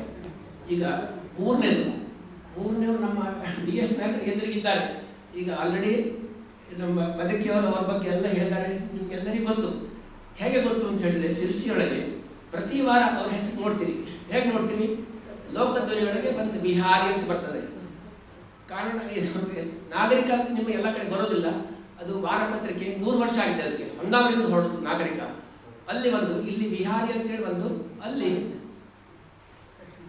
ಗುಮಾಸ್ತ ವೃತ್ತಿ ಅನುಭವ ಬುತ್ತಿ ಅಂತ ಹೇಳಿ ಒಂದು ಎಷ್ಟು ಇಂಟ್ರೆಸ್ಟಿಂಗ್ ಇಟ್ಟಿದ್ದಾರೆ ನೋಡಿ. ಗುಮಾಸ್ತ ವೃತ್ತಿ ಅನುಭವ ಬುತ್ತಿ ಅಂತ ಇಟ್ಟಿದ್ದಾರೆ. ಅದರೊಳಗೆ ನಾನು ಒಂದು ಓದಿದ್ದು ನೆನಪಾಗ್ತದೆ ಅಂತ ಹೇಳ್ತೇನೆ. ಈಗ ಏನು ಹೇಳಿದ್ರು, ಅವರನ್ನು I will take it back to some. ಈಗ 85 ಅಂತ ಹೇಳಿದ್ರೆ ಅವರಿಗೆ ಆವಾಗ ಒಂದು 10 ವರ್ಷ ಇರ್ಬೋದು. ಅಂದರೆ 75 ವರ್ಷ ಹಿಂದೆ ಅವರು ಈಗೇನು ದೇಹ ಇದೆಯಲ್ಲ ಅವ್ರು ತೊಗೊಂಡು ಹೋಗ್ತೇನೆ. ಅಲ್ಲಿ PG ಹೆಗ್ಡೆ ಜಾಣ್ಮನೆ ವಕೀಲ ಅಂತ ಒಬ್ಬರಿದ್ರಲ್ಲಿ. ಜಾಣ್ಮನೆ ವಕೀಲ ಅಂತ ಇವತ್ತೇನೋ ಕೆಲಸಕ್ಕೆ ಹೋಗ್ಬೇಕು ಅಂತ ಹೇಳಿದ್ರೆ ಅವ್ರು ಹೇಳಿದ್ರಂತೆ, ಮಾತಾಡಿದ್ರೆ ಅವರು ಒಳಗಿದ್ದವ್ರು ಕೇಳ್ತಾರಂತೆ, ಯಾರು ಆ ಕಟ್ಟಿಗೆ ಇರೋನ ಮಗನ ಒಂದವ ಅಂತ ಕೇಳ್ತಾರಂತೆ. ಯಾಕೆಂದ್ರೆ ಕಟ್ಟಿಗೆ ಹೊತ್ಕೊಂಡು ಬರೋದು ಅವರ ತಾಯಿ ಪ್ರತಿ ದಿವಸ ಕಟ್ಟಿಗೆ. ಅಂದ್ರೆ ಈಗಲೂ ಕಟ್ಟಿಗೆ ಬರ್ತದೆ, ಕಾಣ್ತದೆ. ನಮ್ಗೆ 80 ವರ್ಷ ಆದ್ರೂ ಅಲ್ಲಿಂದ ತರೋರಿದ್ದಾರೆ ಇನ್ನೂರಿಗೆ. ತಲೆ ಮೇಲೆ ಕಟ್ಟಿಗೆ ಹೊತ್ತು ಮಾಡ್ಕೊಂಡು ಒಣ ಕಟ್ಟಿಗೆ ತಗೊಂಡು ತಲೆ ಮೇಲೆ ಹೊತ್ತು ಮನೆಗೆ ಸಪ್ಲೈ ಮಾಡೋದು. ಅಷ್ಟು ಕಷ್ಟದಲ್ಲಿ ಇವರು ಓದಿ ಅಷ್ಟೇ ಅಲ್ಲ, ಇವತ್ತು ಈಗ ಪ್ರತಿಭಾವಂತರಾಗಿ ಹೊರಹೊಮ್ಮಿದ್ದಾರೆ. ನಾವೆಲ್ಲ ಅಷ್ಟು ಕಷ್ಟಪಡಲಿಲ್ಲ, ಆದರೆ ಅಷ್ಟು ಕಷ್ಟದಲ್ಲಿ ಗೆದ್ದು ಜೀವನದಲ್ಲಿ ಸಾಧಿಸಿ ನಮಗೆಲ್ಲರಿಗೂ ಗುರುಗಳಾಗಿದ್ದಾರೆ. ನಾನು ಅವ್ರಿಗೆ ಗುರುಗಳ ಸ್ಥಾನದಲ್ಲಿ ಇಟ್ಟಿದ್ದೇನೆ. ಯಾಕೆಂದ್ರೆ ಅವರ ಮೇಧಾಶಕ್ತಿ, ಅಕ್ಷರ ಜೋಡಣೆ ಹೇಗೆ ಮಾಡ್ತಾರೆ ಅಂತ ಹೇಳಿದ್ರೆ ನಮಗೆ ನಿಲುಕಲಾರದ ಇದು ಏನು ಅರ್ಥನಾಗೋದಿಲ್ಲ. ಈಗ ನಿನ್ನೆನೆ 92 ವರ್ಷದವ್ರ ಒಬ್ಬ ಟೀಚರಿಗೆ, ಹೈಸ್ಕೂಲ್ ಟೀಚರು, ಅವರಿಗೆ ಒಂದು ಜನ್ಮದಿನ ಶುಭಾಶಯ ಹೇಳಲಿಕ್ಕೆ ನಾವು ಹೋದ್ವಿ ಅವ್ರ ಮನೆಗೆ. ಹೋದರೆ ಅವರು ಗುರುಗಳು. ಅವರಿಗೆ ನಾವು ಹೇಳ್ತೇವೆ 92 ಬರೀ 8 ವರ್ಷ ಅವರಿಗೆ. ಏನು 100 ಆಗ್ಲಿಕ್ಕೆ. ನಾನು ಹೇಳ್ತೇನೆ ನಮ್ಮ ಇವರಿಗೆ ವಯಸ್ಸು ಮುಗಿದೇ ಗೊತ್ತಾಗೋದಿಲ್ಲ. ಅವರಿಗೆ 24 ಅವರ್ಸ್ ಇರ್ತಾರೆ, ಬಿಸಿ ಇರ್ತಾರೆ. ಅವರು 100 ವರ್ಷ ಗ್ಯಾರಂಟಿ ಅಂದ್ರೆ ನನ್ನ ಮನುಷ್ಯ ಅಂತ. ಯಾಕೆಂದ್ರೆ ಸಮಾಜ ಸೇವೆ ಮಾಡ್ತಾರೆ, ಗೈಡ್ ಮಾಡ್ತಾರೆ, ಮತ್ತೆ ಇನ್ನೇನು ಬೇಕು ಅವ್ರಿಗೆ ಹೇಳ್ಕೊಟ್ಟಿದ್ದಾರೆ. ವಯಸ್ಸು ಮರ್ತೋಗಿತ್ತು ನನಗೆ. ವಯಸ್ಸು ನೆನೆಸ್ಲಿಕ್ಕೆ ಎಷ್ಟು ವಯಸ್ಸಾಗಲಿಕ್ಕೆ ಅವ್ರಿಗೆ ಟೈಮ್ ಇಲ್ಲ ನೋಡಿ. ಅವರಿಗೆ ಹೇಳಿದ್ದಾರೆ ಆಲ್ರೆಡಿ ಹಾರ್ಟ್ ಅಟ್ಯಾಕಿಂಗ್ ಅಂತ ಹೇಳಿ. ಏನೋ ಬೇರೆ ಕಾಯಿಲೆಗೆ ಹೋದ್ರೆ ಅವರು ಸುಮ್ಮನೆ ಇವ್ರು ನೋಡ್ಕೊಂಡು ಇಲ್ಲ ನಿಮ್ಗೆ ಹಾರ್ಟ್ ಅಟ್ಯಾಕ್ ಇದೆ, ಹಾರ್ಟ್ ಆಪರೇಷನ್ ಇದೆ, ನೀವು ಬರಬೇಕು ನೆಕ್ಸ್ಟ್ ವಿಸಿಟ್ ಅಂತ ಹೇಳಿದ್ರಂತೆ. ಅವ್ರು ಹೇಳ್ಬಿಟ್ರು ನನಗೆ ಏನಾಗೋದಿಲ್ಲ, ನಾನು ಬಂದಿದ್ದು ಏನು ಯಾವ್ದು ಕಾಯಿಲೆ ಅದು ಮೊದಲು ಟ್ರೀಟ್ಮೆಂಟ್ ಮಾಡು, ಗುಳಿಗೆ ಕೊಡು, ನಂತರ ಬಾಕಿ ನೋಡುವ. ಹಾಗೆ ಈಗ ಕಣ್ಣಿಂದ ಗೊತ್ತಿರಲಿಲ್ಲ, ಕಣ್ಣಿಂದ ಹಾಗೆ ನೋಡಿದೆ, ಕಣ್ಣಿಂದ ಹೋಗ್ತಾನೆ ಹಾಗೆ ಅದೇ ನಡೀತಾ ಇದೆ. ಹೀಗಾಗಿ ಇಂಥವರನ್ನು ಸನ್ಮಾನ ಮಾಡಿದ್ದು ಒಂದು ದೊಡ್ಡ ಕಾರ್ಯಕ್ರಮ. ಇದಕ್ಕಿಂತ ಹೆಚ್ಚು ಅವರಿಗೆ ಈಗ ತಾಲೂಕಾ ಮಟ್ಟದ ಸರ್ವಾಧ್ಯಕ್ಷರನ್ನಾಗಿ ಮಾಡಿದ್ದಾರೆ. ಮತ್ತೆ ನಾನು ಎಲ್ಲರ ಪರವಾಗಿ ನಾನು ಹೇಳ್ತೇನೆ, ಎಲ್ಲರೂ ಆದಷ್ಟು ಆ ದಿವಸ ಕಾರ್ಯಕ್ರಮ ರಂಗಧಾಮದಲ್ಲಿ ಫೆಬ್ರವರಿ 11 ಆಗ್ತದೆ. ಮತ್ತು ಬಣ್ಣದ ಮಟ್ಟದಲ್ಲಿ ಆಗ್ತದೆ. ದಯವಿಟ್ಟು ಎಲ್ಲರೂ ಬರಬೇಕು. ಯಾಕಂದ್ರೆ ಹಿರಿಯರ ಆಶೀರ್ವಾದದಿಂದ ನಾವು ಮುಂದೆ ಹೋಗ್ತೀವಿ. ಯಾರು ಹಿರಿಯರಿಗೆ ಗೌರವ ಕೊಡೋದಿಲ್ಲ ಅವರ ಜೀವನದಲ್ಲಿ ಅವ್ರ ವಯಸ್ಸಾದಾಗ ಅವ್ರು ಯಾರು ಕೇಳೋದಿಲ್ಲ. ನಮ್ಮ ಮಕ್ಕಳು ಹೇಗೆ ಕಲಿತಾರೆ ಅಂತ ನಾವು ನಮ್ಮ ತಂದೆ ತಾಯಿ ಅಜ್ಜ ನಮಸ್ಕಾರ ಮಾಡಿ ನಾವು ಆಶೀರ್ವಾದ ತಗೊಂಡಿದ್ವಿ. ನಮ್ಮ ಮಕ್ಕಳು ನೋಡಿ ಅವರು ನಮಗೆ ನಮಸ್ಕಾರ ಮಾಡಿ ಆಶೀರ್ವಾದ ತಗೊಂಡು ಹೇಳಿದ ಮಾತು ಸ್ವಲ್ಪ ಕೇಳ್ತಾರೆ. ಅದಕ್ಕಾಗಿ ನನಗೂ ಬಹಳ ಸಂತೋಷ ಆಗ್ತದೆ ಇಂಥ ಕಾರ್ಯಕ್ರಮವನ್ನು ಕರೆದಿದ್ದಾರೆ ಅಂತೇಳಿ.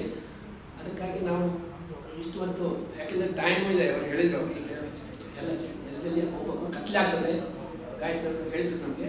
ಹೀಗಾಗಿ ಈಗ ಸಂಘಟಕರಿಗೆ ಅಂದರೆ ಇದು ಏನು ಕೃತಜ್ಞತೆ ಹೇಳಿ ನನ್ನ ಮಾತು ನೀವೆಲ್ಲ ಕೇಳಿ ಸಹಿಸಿಕೊಡೋದಕ್ಕೆ ನಿಮ್ಮ ಕೃತಜ್ಞತೆ ಹೇಳಿ ನನ್ನ ಮಾತಿಗೆ ವಿರಾಮ ನೀಡ್ತೀನಿ.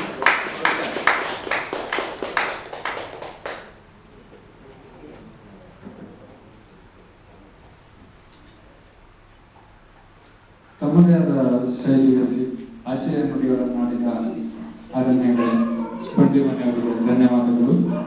ನಮ್ಮ ಪ್ರೀತಿಯ ಗೌರವವನ್ನ ಸ್ವೀಕರಿಸಿದ ಖ್ಯಾತ ಲೇಖಕರಾದ DS ನಾಯ್ಕ ಅವರು ತಮ್ಮ ಅನಿಸಿಕೆಗಳನ್ನ ವ್ಯಕ್ತಪಡಿಸುವುದರಿಂದ ಕೇಳಿರುತ್ತಾರೆ.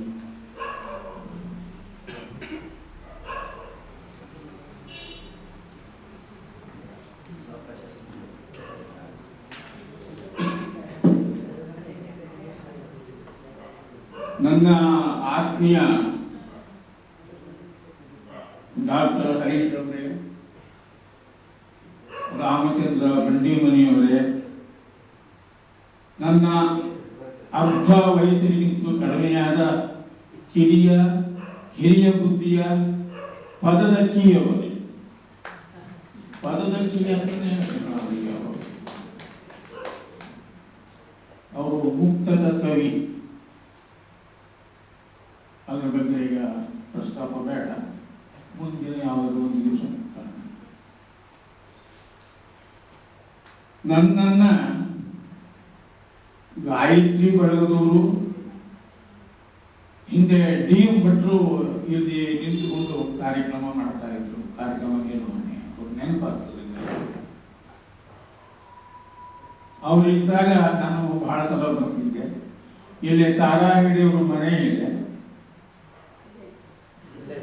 ಬಂದಿದ್ದಾರೆ. ಅಲ್ಲಿ ಮಾತಾಡಿಕೊಂಡು ಮುಂದೆ ಪ್ರಯಾಣ ಮಾಡ್ತಿದ್ದೆ.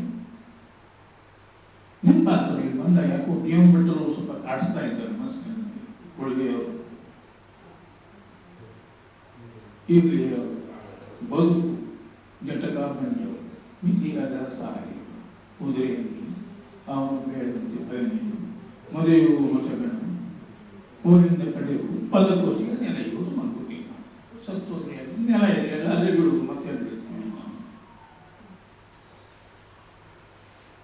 ಏನ್ ಮಾತಾಡಬೇಕು ಅಂತಿದ್ರೆ ನಾನು ಯಾವುದನ್ನು ಹೀಗೆ ಮಾತಾಡಬೇಕು ಹಾಗೆ ಮಾತಾಡಬೇಕು ಅಂತ ಯಾವುದೂ ಒಂದು ಐಡಿಯಾ ಇಟ್ಕೊಂಡು ನಾನು ಬರುವುದಿಲ್ಲ. ಒಂದೊಂದ್ಸಲ ಬಹಳ ಬೇಗ ಮಾತು ಮುಗಿಸ್ಬೋದು, ಒಂದೊಂದ್ಸಲ ಬಹಳ ಗೊತ್ತಾಗುವುದು, ಕತ್ತಲೆ ಆಗ್ತದೆ ಅಂತ ಎಚ್ಚರಿಕೆ ಕೊಟ್ಟಿದ್ದಾರೆ. ನೀವೆಲ್ಲರೂ ಬಿದ್ದು ಆ ಮುದುಕನ ಪಾಠ ತಿಳಿಲಿಕ್ಕೆ ಹೋಗ್ಕೊಂಡು ತಾನು ಮುರ್ಕೊಂಡು ಏನು ತಿಳ್ಕೊಂಡು ನನಗೆ ಶಾಪ ಹಾಕುವುದು ಬೇಡ. ನಾನು ಮಾತನಾಡಿದ್ರು ಭಾಳ ಮಾತಾಡ್ತೇನೆ, ಇಲ್ಲದೆ ಏನೂ ಮಾತನಾಡೋದಿಲ್ಲ. ಬೈತಾರೆ, ಏನ್ರಿ ಕೊಳದ್ರಿ ಅಲ್ಲಿ ಮನೆ ಹೇಳಿ ಬೈತಾರೆ ನೋಡ್ರಿ, ಏನ್ ಮಾತಾಡಿದ್ದೆ ಬೈನು ಆಮೇಲೆ ಸ್ವಲ್ಪ ಹೆದರಿಕೆ ಆಗ್ತದೆ. ಆತ್ಮೀಯರೇ, ಬದುಕು ಇಷ್ಟೇ. ಅದ್ರ ಬಹಳ ಗಂಭೀರವಾಗಿ ಅಯ್ಯೋ ನಾಳೆ ಏನಾಗ್ತದೋ ಅಂತ ತಿಳ್ಕೊಂಡು ಚಿಂತೆ ಮಾಡೋದು ಬೇಡ. ನಾಳೆ ಆಗೋದು ಹಾಗೆ ಆಗ್ತದೆ, ತೋರಿಸ್ಲಿಕ್ಕೆ ಸಾಧ್ಯ ಉಂಟ? ಸಾಧ್ಯ. ಅದೇ ರೀತಿಯಾಗಿ ನಾನು ಬದುಕ ಬಂದು ನನ್ನ ಅವ್ವ ಹೇಳಿದ್ರು, ನಾಳೆ ಗಂಜಿ ಬಗ್ಗೆ ಚಿಂತೆ ಮಾಡಬೇಡ ಮಗ, ಆ ಗಂಜಿ ಭಗವಂತ ಕೊಡ್ತಾನೆ ಅಂತ. ಅದು ನನ್ನ ನಂಬಿಕೆ ಬಂದವ. ನಾನು ಈಗ 81 ವರ್ಷ ನಡೀತಾ ಇದೆ. ನನ್ನನ್ನು ಉಳಿಸಿದ್ದು ಯಾವುದು ಅಂತ ನೀವು ಕೇಳಬಹುದು. ನನ್ನನ್ನು ಉಳಿಸಿದ್ದು ಅಕ್ಷರ, ಸಾಹಿತ್ಯ. ಅದನ್ನು ಓದದೇ ಇದ್ದಿದ್ರೆ, ಪುಸ್ತಕನ ಓದದೇ ಇದ್ದಿದ್ರೆ ನಾನು ಎಲ್ಲೋ ಬಿದ್ದು ಹೋಗ್ಬಿಡ್ತಿದ್ದೆ. ಯಾವುದೋ ಮನೆ ಹೋಗ್ತಿದ್ದೆ, ಎಲ್ಲೋ ಕೂಲಿ ಕೆಲಸ ಮಾಡ್ತಿದ್ದೆ, ಎಲ್ಲೋ ಜಾಗದಲ್ಲಿ ಪಾತ್ರ ಕೇಳ್ತಿದ್ದೆ, ಅದರಷ್ಟೇ ನಾ ಇದನ್ನು ಹೋಟೆಲ್ ಇಡ್ತಿದ್ದೆ. ಅಷ್ಟೇ ಬದುಕು. ನನಗೆ ಅನಿಸ್ತದೆ, ಬದುಕು ಎಷ್ಟು ಸ್ವಾರಸ್ಯವಾದದ್ದು, ಎಷ್ಟು ಸುಂದರವಾದದ್ದು. ನನಗೆ ಇನ್ನೂ ಅನಿಸ್ತದೆ, ಇನ್ನೂ 20-25 ವರ್ಷ ಹಿಂದಕ್ಕೆ ಹೋಗ್ಬೇಕಾಗಿತ್ತು. ದೇವರೇ 81 ಮಾಡಬೇಕಲ್ಲ ಅನಿಸ್ತದೆ. ಜೀವನದಲ್ಲಿ ಉತ್ಸಾಹ ಇರಬೇಕು. ಯಾರೇ ಏನೇ ಹೇಳಿದ್ರು ತಲೆ ಕೆಡಿಸ್ಕೊಳ್ಳಿಕ್ಕೆ ಹೋಗೋದು. ನಮ್ಮ ಮಿಸ್ಸಸ್ ನನಗೆ ಬರೀತಾನೆ ಇರ್ತದೆ, ನೀವು ತಲೆ ಕೆಡಿಸ್ಕೊಂಡವರೇ ಅಲ್ಲ. ಅಯ್ಯೋ ಮಾರಾಯ್ತಿ, ನಾನು ತಲೆ ಕೆಡಿಸ್ಕೊಂಡಿದ್ದೆ, ಕೂದಲ ಉದುರು ಹೋಗಿದೆ, ನಿಮ್ಗೆ ಗೊತ್ತಾಗೋದಿಲ್ಲ. ನನ್ನ ಶ್ರೀಮತಿ ಕೂದಲ ತಪ್ಪಿದೆ, ನನ್ನ ತಲೆ ಮೇಲೆ ಒಂದರ ಕೂದಲ ಇದೆಯಾ? ನಾನು ತಲೆ ಕೆಡಿಸ್ಕೊಂಡಿಲ್ಲಂತ ಹೇಗೆ ಹೇಳ್ತೀನಿ? ತಲೆ ಒಳಗೆ ಕೆಡ್ತಾ ಇರ್ತದೆ, ಯಾರು ಕೆಡಿಸ್ಕೋಬಾರ್ದು ಅಷ್ಟೇ. ಮಕ್ಕಳು ಇದ್ದಾರೆ. ಜೀವನದಲ್ಲಿ ಪ್ರೀತಿ, ಸಾಹಿತ್ಯ, ಬದುಕೇ ಸಾಹಿತ್ಯ. ನಿಮ್ಗೊಂದು ಹೇಳ್ತೀನಿ, ನಾವೇನು ಬದುಕೇವಲ್ಲ ಅದೇ ಸಾಹಿತ್ಯ. DS ನಾಯ್ಕರು ಅನುಭವನ ಬರೀತಾ ಇದ್ದಾರೆ, ಎಷ್ಟು ಚೆನ್ನಾಗಿ ಬರೀತಾರೆ. ನೀವು ಬರೀಲಿ, ಬೇಕಾದ್ರೆ ಪುಸ್ತಕ ಹಿಡಿದು ಚೆನ್ನಾಗಿ ಬರೀತೀರಿ. ನಿಮ್ಮ ಅನುಭವ ನೀವು ಹೇಳಲಿಕ್ಕೆ ಹೋಗ್ಲಿ, ಡೈರಿ ಬರೀರಿ. ಅಪ್ಪ, ನನ್ನ ಬದುಕಿನಲ್ಲಿ ಇಷ್ಟೆಲ್ಲ ನಡೆದು ಹೋಯ್ತು, ಎಷ್ಟು ಆಶ್ಚರ್ಯ ಪಡ್ತೀವಿ ಗೊತ್ತದ ನೀವು. ನಿಮ್ಮ ಬದುಕು ಸಹ ವೈವಿಧ್ಯತೆ ಕೊಡಿರ್ಬಾರ್ದು. ಪ್ರತಿಯೊಬ್ಬರ ಬದುಕು ಒಬ್ಬರಂತೆ ಒಬ್ಬರಿಲ್ಲ, ಒಬ್ಬರಂತೆ ಒಬ್ಬರಿಲ್ಲ, ಒಬ್ಬರಂತೆ ಒಬ್ಬರಿಲ್ಲ. ಬರೆಯೋದನ್ನೇ ಹೇಗಂತ ಸ್ವಲ್ಪ ಸತ್ಯ ಆಗ್ತದೆ. ಬರೆಯೋದನ್ನೇ ಹೇಗಂತೆ ವಯಸ್ಸಾದ್ರೆ ಕಾಯಿಗೆ ಹೇಳುವುದಿಲ್ಲ. ನನಗೆ ಟೈಮ್ ಆಯ್ತು ಅಂತ ಹೇಳ್ಬಿಟ್ಟು ಬರೆಯೋದನ್ನೇ ಹೇಗೆ ಕಲಿತೆ ಅಂತ ಹೇಳಿದ್ರೆ, ನನ್ನ ಕಥೆಗಳೆಲ್ಲ ನನ್ನ ಜೀವನದ ಅನುಭವಗಳೇ. ಏನೋ ಕಾಲ್ಪನಿಕ ಪ್ರಪಂಚದಲ್ಲಿ ಊಹೆ ಮಾಡಿ ಒಂದು ಹೆಣ್ಣು ಒಂದು ಗಂಡು ತಂದು ಕೆಳಗೆ ಅವಳ ಹಗ್ಗ ಹಾಕೊಂಡಿಲ್ಲಿ ಬಾಗಿಲು ಹಾಕ್ತಾರೆ. ಅದು ಬದುಕಲ್ಲ, ಅದು ಬದುಕಲ್ಲ. ಬದುಕು ಪ್ರೀತಿಯಿಂದ ಕಳೆಯುವಂಥದ್ದು. ಎಷ್ಟೇ ಕಷ್ಟ ಬಂದ್ರು. ನನ್ನ ತಾಯಿ ಒಂದು ಮಾತು ಹೇಳ್ತಿದ್ದು, ಅವು ಅಂತ ಹೇಳ್ತಿದ್ದೆ, ಮಗನೇ ಗಟ್ಟದ ಕೆಳಗಿನಿಂದ ಮೇಲಕ್ಕೆ ಬಂದಾಗ ಹೊಟ್ಟೆ ಗಂಜಿ ಇದ್ದಿರಲಿಲ್ಲ ನಮಗೆ. ಇದೇ ಮಾರಿಕಾಂಬ ದೇವಸ್ಥಾನದಲ್ಲಿ ಆ ಮಾರಿಗುಡಿ ಮಾರಿಯಮ್ಮ, ಮಾರಿಯವ್ವ, ಈಗ ಮಾರಿಗಳು ಮಾರಿಕಾಂಬೆ ಆಗಿಬಿಟ್ಟಿದ್ದಾರೆ. ನಾನು ದುರ್ಗಪ್ಪ DS ನಾಯ್ಕ ಆಗಿ ಅಲ್ಲೇ ಇಟ್ಟು ಈ ಮಗುವನ್ನ ನೀನು ನೋಡ್ಕೋಬೇಕು ಅಂತ ಹೇಳಿದ್ದಾರೆ.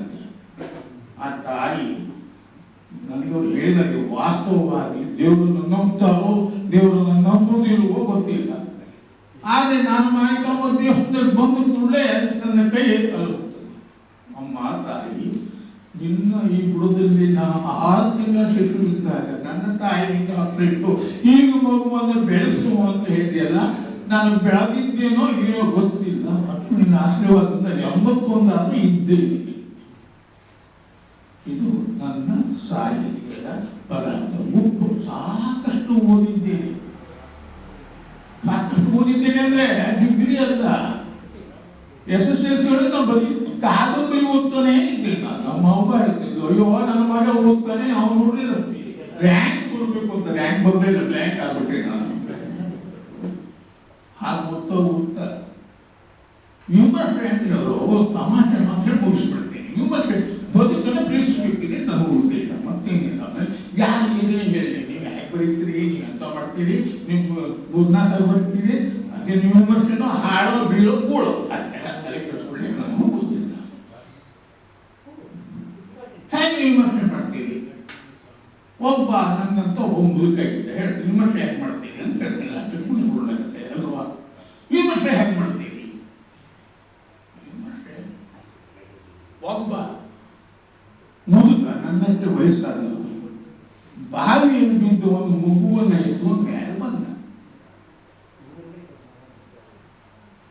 ಓಯ್, ದಯವಿಟ್ಟು ಮಾತಾಡಬೇಡಿ, ಪಪ್ಪ ನೋಡ್ತವ್ರಿ, ನಮಸ್ಕಾರ, ಮಾತಾಡ,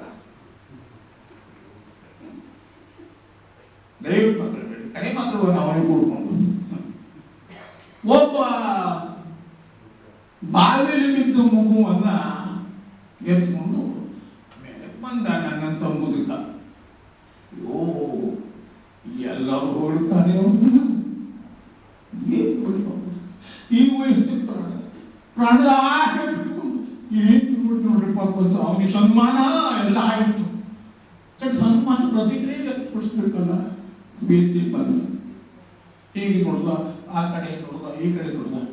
ಹೋಗ್ಲಿ ಬಿಡ್ಲಿ, ನನ್ನನ್ನು ಬಾಗಿಲು ತಳೆದು ಯಾಕೆ ನನ್ನ ಬಾಗಿಲು ತಳೆದು ನನಗೆ ಅಂತ ನೀನು ಯಾಕೆ ಈ ರೀತಿ ಹೇಳ್ತಾನೆ ತಳೆದರು ಅಂತಕೊಂಡು. ನನ್ನ ಪರಿಸ್ಥಿತಿನೂ ಹಾಗೆ. ಅಶೋಕ್ ಹಾಸ್ಲಿಂಗ್ ಅವರು ಎಲ್ಲೋ ಹೋಗಿ ನಾಗರಾಜ ಮತ್ತಿಗೆ DS ನಾಯಕರು ಪುಸ್ತಕದ ಬಗ್ಗೆ ಅವಲೋಕನ ಮಾಡ್ತಾರೆ, ಅವ್ರನ್ನ ಅಂಕಣದ ಹಾಕೊಡ್ರಿ ಅಂದ್ರೆ ಏನು. ಅವರು ಫೋನ್ ಮಾಡಿದ್ರು, ನಿಮಗೆ ಒಂದು ಪುಸ್ತಕದ ಅವಲೋಕನ ಅಂಕಣ ಕೊಡ್ರಿ. ಅಂಕಣ ಕೊಟ್ಟರೆ ಯಾರು ಬೇಡ ಅಂತಾರೆ. ಬಾಯಿಗೆ ಕಳ್ಳೆ ಬಿಟ್ರು. ಬಾಯಿಗೆ ಕಳೆದು ಅಶೋಕ್ ಹಾಸ್ಲಿಗಾರರು ಮತ್ತು ನಾಗರಾಜ ಮತ್ತಿದ್ದಾರೆ. ನೀವೆಲ್ಲ ಹೋಗ್ಲಿ ಚಾಳ ಮಾಡ್ಬಿಟ್ರಿ. ಸನ್ಮಾನ ನೋಡಿ, ಸನ್ಮಾನ ನೋಡಿ, ನಾನು ಹೋಗಿ ತಾಲೂಕು ಮಟ್ಟಕ್ಕೆ ಹೋಗಿ ಮುಟ್ಟಿಬಿಟ್ಟೆ. ಮಗ ಗ್ರಾಮ ಇದ್ದೆ ನಾನು. ಈಗ ಅಲ್ಲಿ ಬಂದು ಮುಟ್ಟಿದ್ದೀನಿ. ಗೆಳೆ, ಸಮಯ ಆಗ್ತದೆ, ಕಳೆಯುವುದಿಲ್ಲ.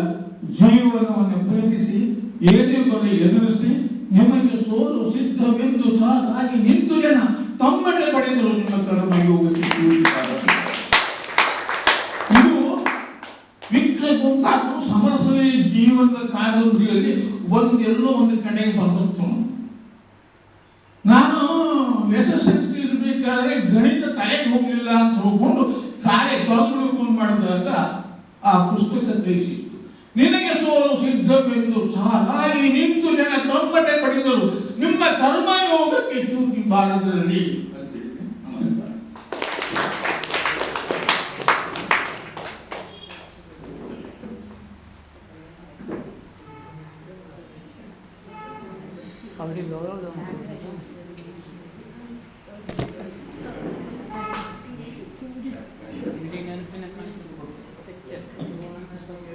B happy, no baby.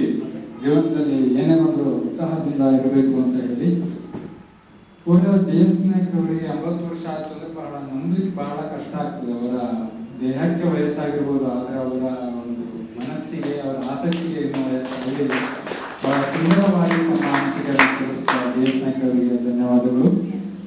ಯಶಸ್ವಿಯಾಗಿ ಕಾರ್ಯಕ್ರಮದ ಅಂತಿಮ ಘಟ್ಟಕ್ಕೆ ನಾವೀಗ ಬಂದಿದ್ದೇವೆ. ಗಾಯತ್ರಿ ಗೆಳೆಯರ ವರ್ಗದ ಪ್ರಮುಖರಾದ MSc ಗಳು ಎಲ್ಲರನ್ನ ಹೊಂದಿಸಬೇಕಾಗಿ ಕೇಳ್ಕೊಳ್ತಾ ಇದ್ದೇವೆ.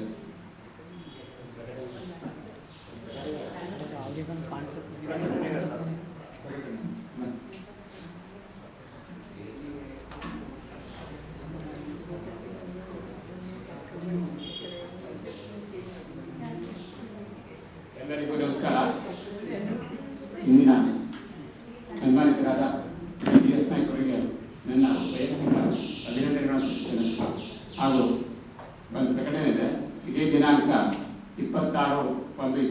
ಒಂದು ನೆಮ್ಮದಿ ಕುಟುಂಬದಲ್ಲಿ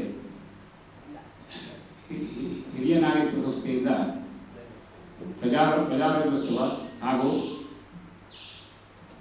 ವಾರ್ಷಿಕೋತ್ಸವ ಕಾರ್ಯಕ್ರಮವನ್ನು ಹಮ್ಮಿಕೊಳ್ಳಲಾಗಿದೆ. ಇದಕ್ಕೆ ತಾವೆಲ್ಲರೂ ಹೆಚ್ಚಿನ ಶಕ್ತಿಯಲ್ಲಿ ಬಂದು ಕಾರ್ಯಕ್ರಮವನ್ನು ಚೆನ್ನಾಗಿಸಿಕೊಳ್ಳಬೇಕಾಗಿ ಸಂಘಟಕರು ವಿನಂತಿಸಿಕೊಂಡಿದ್ದಾರೆ. ಸಮಯ ಬೆಳಗ್ಗೆ 9 ಗಂಟೆಗೆ ಎಲ್ಲರೂ ಬರಬೇಕಾಗಿ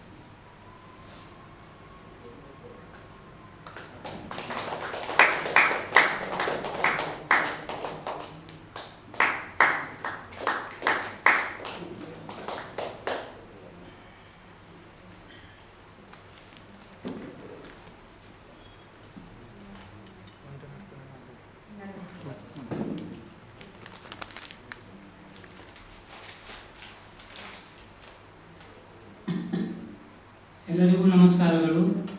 ಇಂದು ವೈದ್ಯಕೀಯ ಸಾಹಿತ್ಯ ಕುರಿತು ಉತ್ತಮ ಉಪನ್ಯಾಸ ನೀಡಿದ ಡಾಕ್ಟರ್ ಅಜಿತ್ ಹರೀಶಿ ಅವರಿಗೆ ವಂದನೆಗಳು. ನಮ್ಮ ಆತ್ಮೀಯ ಆಮಂತ್ರಣ ಮನ್ನಿಸಿ ನಮ್ಮ ಪುಟ್ಟ ಗೌರವವನ್ನು ಸ್ವೀಕರಿಸಿದ ಹಿರಿಯ ವಿಮರ್ಶಕ DS ನಾಯಕ್ ಅವರಿಗೆ ವಂದನೆಗಳು. ಆಶಯ ನುಡಿದ ಡಾಕ್ಟರ್ RN ಹೆಗಡೆ ಬಂಡಿಮನೆಯವರಿಗೆ ವಂದನೆಗಳು. ಗಣ್ಯರನ್ನು ಪರಿಚಯಿಸಿದ ಮುಕ್ತಕ ಕವಿ ಕೃಷ್ಣ ಪದಕಿಯವರಿಗೆ ವಂದನೆಗಳು. ಇವರೆಲ್ಲರೂ ಚೆನ್ನಾಗಿ ಮಾತನಾಡಿ ನಮ್ಮನ್ನು ಸಂತೋಷಪಡಿಸಿದ್ದಾರೆ. ಇಂದಿನ ಕಾರ್ಯಕ್ರಮದ ಜವಾಬ್ದಾರಿ ವಹಿಸಿದ ಉತ್ಸಾಹಿ ಯುವಕ ಶಿವಪ್ರಸಾದ್ ಹಿರೇಕೈ ಅವರಿಗೆ ವಂದನೆಗಳು. ಅವರು ಇಂತಹ ಕಾರ್ಯಕ್ರಮ ಆಯೋಜಿಸಿದರೆ ಗಾಯತ್ರಿ ಬಳಗ ಸ್ವಾಗತಿಸುತ್ತದೆ. ಕಾರ್ಯಕ್ರಮಕ್ಕೆ ಆಗಮಿಸಿದ ಎಲ್ಲ ಹಿರಿಯರಿಗೂ ಮಾಧ್ಯಮ ಮಿತ್ರರಿಗೂ ಪ್ರತ್ಯಕ್ಷವಾಗಿ ಪರೋಕ್ಷವಾಗಿ ಸಹಕರಿಸಿದ ಎಲ್ಲರಿಗೂ ವಂದನೆಗಳು. ಮುಂದಿನ ತಿಂಗಳು 4ನೇ ಶನಿವಾರ